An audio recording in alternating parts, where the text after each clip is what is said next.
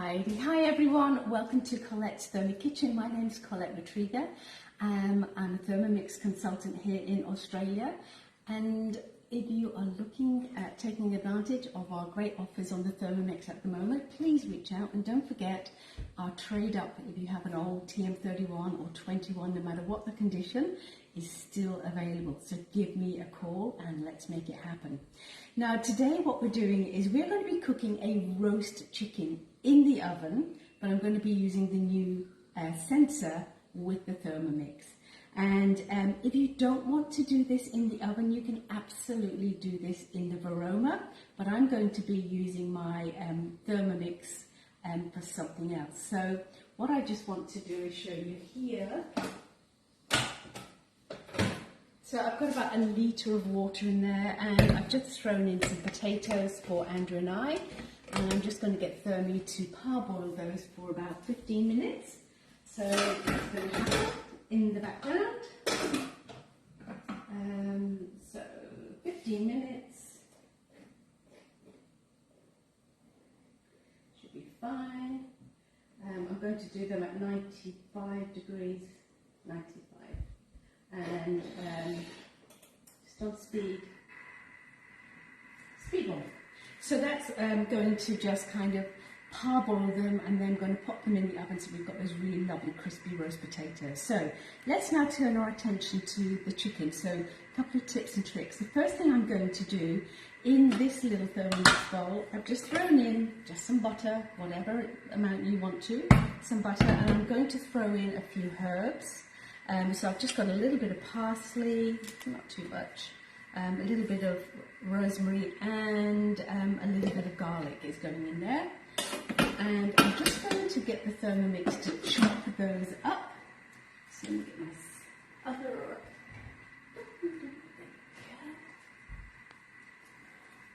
So that goes on. So I just want to chop these. So chopping, we're going to go for about 3 seconds at speed 5 will be absolutely fine.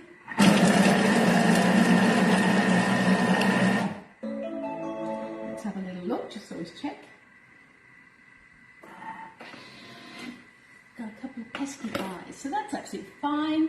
And what I'm now going to do is get the Thermomix just to melt that down for me. So I'm going to go for about maybe 4 minutes, 3-4 minutes. That'll be fine. At about 60 degrees will be fine. And we just want on speed stir. So it's just going to melt that for me with those herbs, and I can just pop this to one side for now. Alright, let's look at my poor little chicken. So the first little tip that I can give you about your chicken is obviously buy the best chicken that you can. And this is only a 1.5 kilogram chicken, so it's pretty small. I think a lot of the free-range organic ones you tend to find are quite small. It doesn't really matter what size, the Thermomix and the sensor will actually look after that perfect cooking for you. But what I want to mention to you is that you should bring your chicken out of the fridge about half an hour to 45 minutes before you're actually going to cook with it, and let it kind of get ready to go in the oven, so to speak. So that's the first little tip that I can give you about your chicken. And then just pat it down with some kitchen paper. Now, washing chicken, do you wash your chicken? Pop it in the comments. Do you run this under water and give it a good wash and then dry it out with paper towels?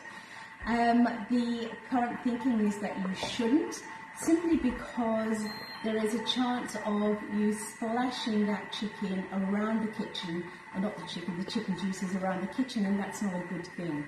So this is not being washed at all. It's literally just come out of the fridge, and it came out about 40 minutes ago, so it's now ready for the next stage.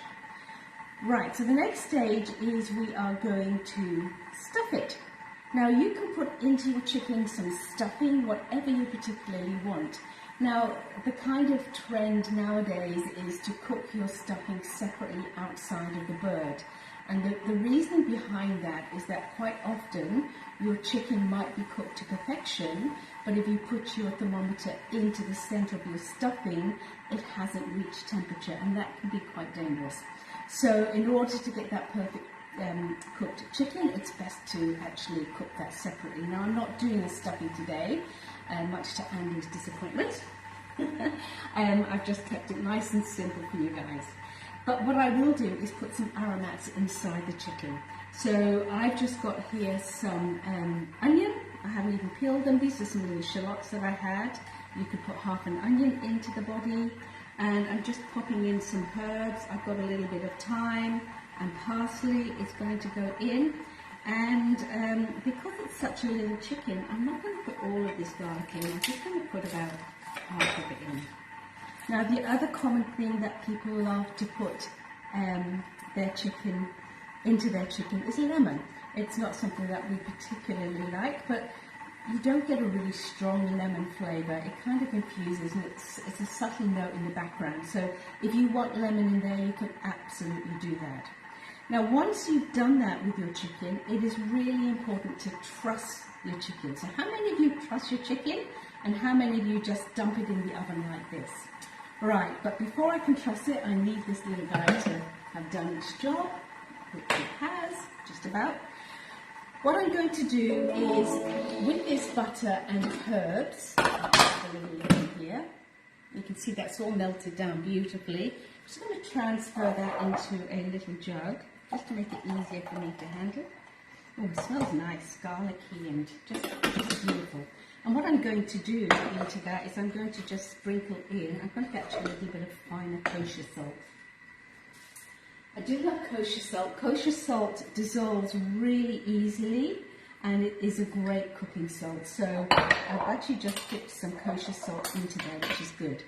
Now what I want to do, you can do this two ways. You can either get softened butter and mix in your herbs and garlic or whatever seasonings you want, and then you can actually pop that under the skin and spread it out. This is an easier way.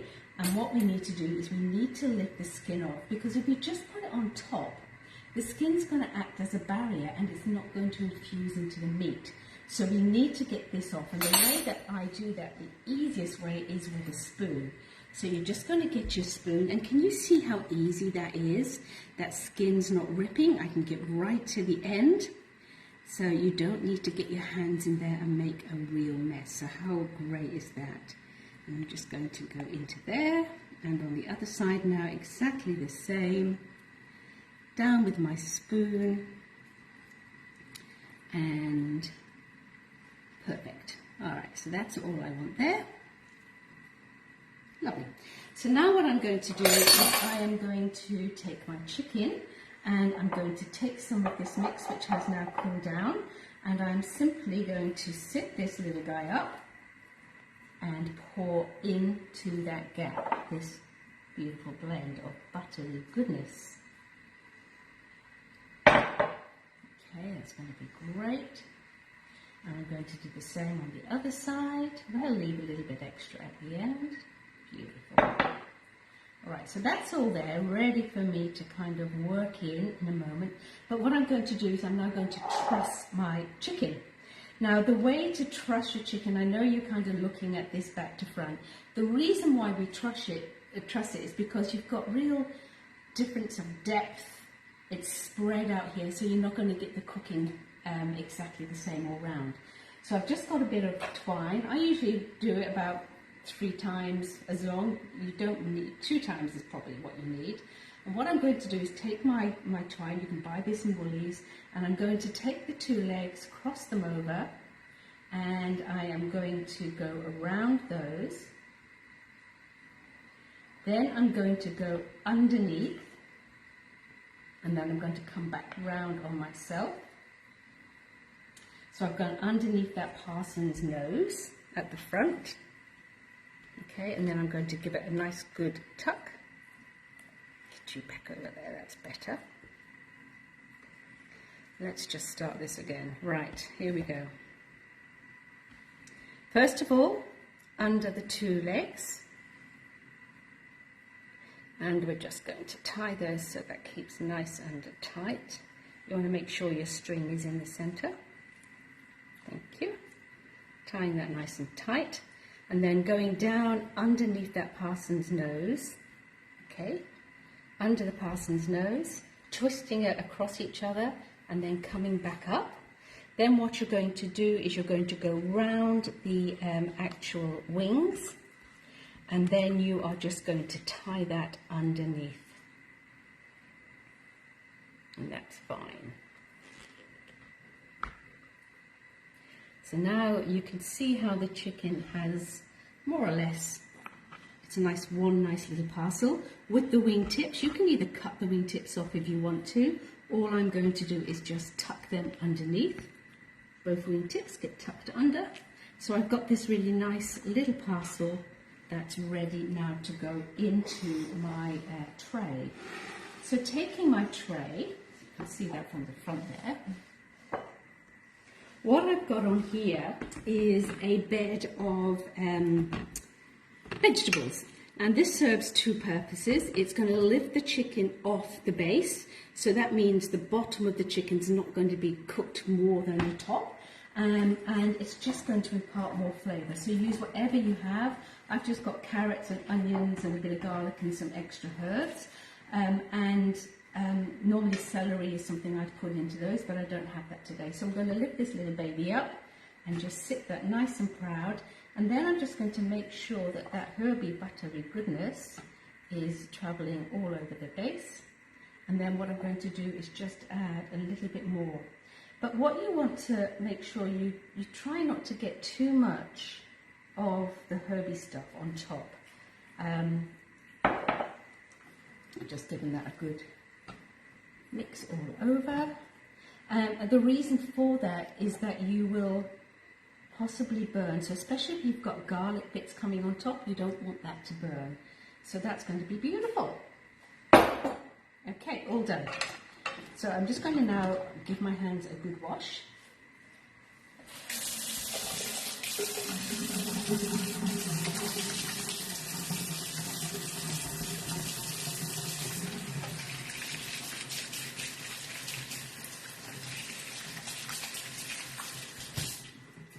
Excellent. All right. And then we can just get rid of this guy. This guy. All right, now on top I don't need to use any extra olive oil, but I'm going to just put some salt, whatever your favourite salt is. I'm actually just going to sprinkle a little bit of this salt with some truffle. It's got a very mild kind of truffle flavour, which would be lovely. And of course, I'm going to have a little bit of pepper on, so you can put black pepper. I'm just putting white pepper on, which would be lovely. And then the other thing I like to do is I like to add in some liquid. So here I've got about 2.5 cups of chicken broth. Now you'll notice that I'm using quite a shallow baking pan to cook the chicken in. So if you use a deep baking pan, what happens is as the air is circulating, it's hitting the side of the pan, not hitting the chicken. So the chicken is going to cook better in a shallower pan. Now this pan is quite a generous sized pan, and if yours is smaller, you could maybe use a little bit less of this. So this here was made basically with 2 heaped tablespoons of my chicken stock powder and hot water, and always have a taste, because that will give you an idea of that salt level. Nice. That could be soup. It could be soup. And that's going to be a basis for our gravy afterwards. So I'm just going to pour this into the bowl. That's plenty there. And look at my cloth. Look at it. And now this is ready to go into my preheated oven. But first, let's get the sensor going.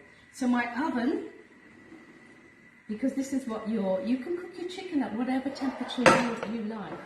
I like to set my oven at 220 degrees fan, and I put this into that really hot oven for about 15 minutes until it starts to brown, and then I'll turn the oven down to 180. Right, so let's go to the sensor on our Thermomix.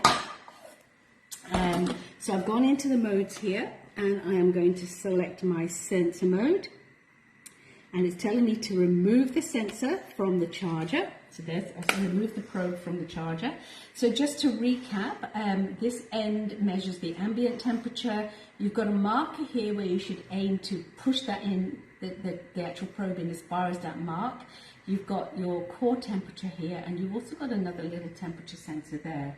But what I'm now going to do is to get the Thermomix to set this all up for me. So I'm going to go into here, and I'm going to select poultry. And of course you've got all these choices, but we're going for chicken. And I'm going to go for a whole chicken. So it should be, I'm going to go down to medium, that's how I prefer it cooked. And you'll notice that if you look at your breast on your chicken breast, it will recommend like a much lower temperature. So it depends what you're cooking, but this will work out really well. Now to insert your probe, you want to find the thickest part of the breast. And the thickest part of the breast is usually opposite like where the thigh is. So it's not going to be towards the end, it's going to be up here towards the front. So I'm just literally going to push this in about here, getting it into that breast, and I can see I've gone past that little line, and I can feel where that tip is. It's not hitting a bone or anything, so that's all good. All right. Just wash my hands in here. Thank you, Thermi. So that's all good, and that's now ready to go into the oven. So I'm going to send it across to the Thermomix. It's told me how to insert the probe, so it's really great in terms of it tells you what to do step by step. I'm hitting OK, and now it's telling me to pop it into the heat source. The ambient temperature is coming up at 33, and we're heading to 76. So oven down. In goes the chicken. So if you were doing this in your Varoma, you would do it exactly the same, but without any liquid, because we are not going to, you're actually steaming it, you don't need the liquid in it, but I'd still recommend putting a few nice bits of aromatics around it, which would be great. So what will happen now then, I'm going to just toss my potatoes, get them all jaggedy, sprinkle on some salt, and then pop them into the oven in my hot tray. And this will eventually estimate a time when this will be ready.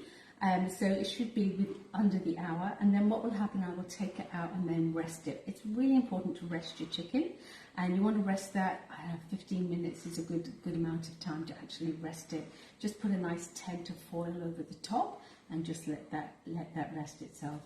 And then we're going to serve it up. So after about 15 minutes, temperature's going to go down to 180 degrees. Right, I think I've covered everything. Any questions there, Andrew? Anything that I need to address? And it asks, can we use the sensor that Thermomix sold a couple of years ago? No, it's different. So you could use the meter, but it's not connected to the Thermomix. This is not a Thermomix or Warburg product. This is a separate company, and it only works on meat, and it doesn't connect up to your Thermomix. There is an app, the meter app, that it connects up to. So you could use that, and you would set it for chicken, a whole roast chicken. So you could definitely do that. But the Thermomix isn't going to guide you. And don't forget, there's lots of guided recipes with that sensor. So two very separate things. And of course, we've had cakes and muffins and all sorts of things that you've made, and they are so more lighter and fluffier. Yeah, I was a bit sceptical, I have to say, with the sensor coming out, and I thought, I know how to cook cakes, I'm really happy with everything and how they come out. But I have to say, I learned a big lesson, and I just love the way that it just takes the guesswork out. I don't have to worry about, is that loaf of bread going to be right inside, especially with sourdough, that can be, touch and go.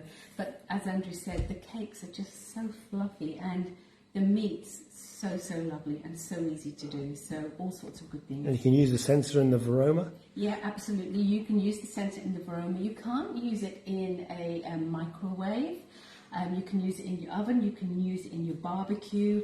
I don't think it will work in an air fryer, but I haven't tried because there's a barrier from the Bluetooth, the waves being emitted up to here.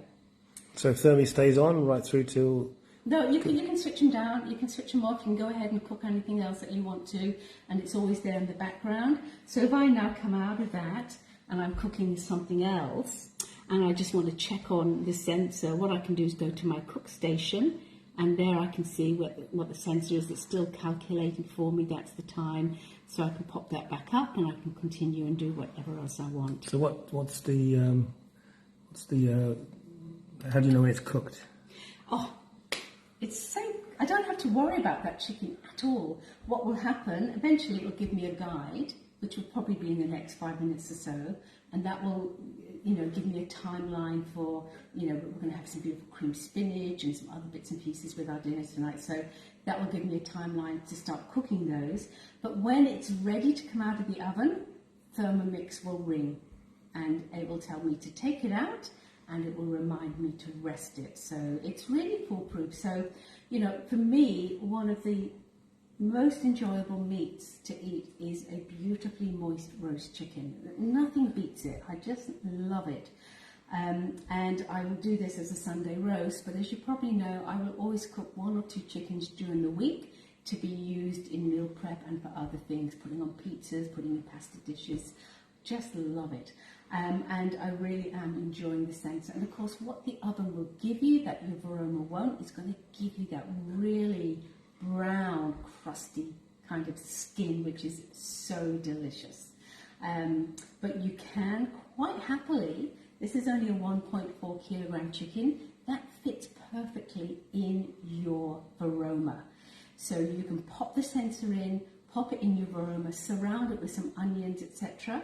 So remember, it's going to need about an hour to cook, roughly, maybe an hour 15, depending on the size. So remember, when you're steaming with your Thermomix, you need to start off always with 500 mils. That's going to give you half an hour of steaming time. So you want at least another 45 minutes. So I'd be setting my time to about 1 hour 15 minutes, 1 hour 30 minutes, something like that. So it doesn't run out of that water. Set it to Varoma temperature and set it at speed 2, and then go away and enjoy the rest of your day. So it's a fabulous thing. So for all of you that have got your sensor, please give this chicken a go, and then move on and do a beautiful chicken breast. Make a beautiful spice rub. There's a beautiful poultry rub. There's all sorts of great rubs. The British spice rub is beautiful on chicken. That's on Cookie Doo. And just rub that all over. And when you're putting in the probe, remember, your chicken breast is kind of a bit like this. You want to go in fairly lowish on this side because it type of lowers down there. And what I tend to do is to beat my chicken down so it's roughly that same size, so I get even cooking. So a little tip there. Okie doke, that's it. Well, Robin says that she does tend to overcook her chickens, and from experience, being a wise old man, the difference between overcook and just being right can only be like maybe 2 or 3 minutes sometimes, particularly like if it's a steak or a pork chop and it's so nice to have something which is just tender and juicy and flavoursome rather than have something which is overcooked and it's dry and it's not nice to eat. It isn't nice to eat. And the thing with chicken is probably a little bit unique because we're a bit afraid of it. That's why we tend to overcook it just in case. And when you do that, it's not so nice. But when you are confident that it's cooked to the correct temperature so that you can enjoy it healthily and it is moist, it is a beautiful thing, absolutely. All right, so that it, Andy? That'll do. Excellent. All right, I'll go back and check those questions later on for you. So please reach out if you need anything, if I can help you with the offers. Remember, 27th of this month is the big date. That's the date when the extra bulb ladle lid offer ends. If you get a Thermomix, it's the date our 36 months interest-free end. So remember, you can get a Thermomix in your kitchen at the moment for just $18.84 a week. And it is also the date that our trade up with the TM2131 ends. And that trade up deal is a fabulous deal, so please consider it. Remember, no more parts are being made for the 31, and what you will actually get is $250 off the price of your TM6, plus you get an extra ball glazing lid for free. It's a really, really good deal. And of course you get me to look after you. So that's me for today. I'm going to crack open a bottle of bubbles, I think, and enjoy the rest of my day. I'm just going to enjoy some footy. You have lots of fun, my friends, and thank you for supporting the raffle. We're well over halfway. Let's keep that momentum going and helping to feed people here in Australia. Thanks, guys. Speak to you soon. Bye.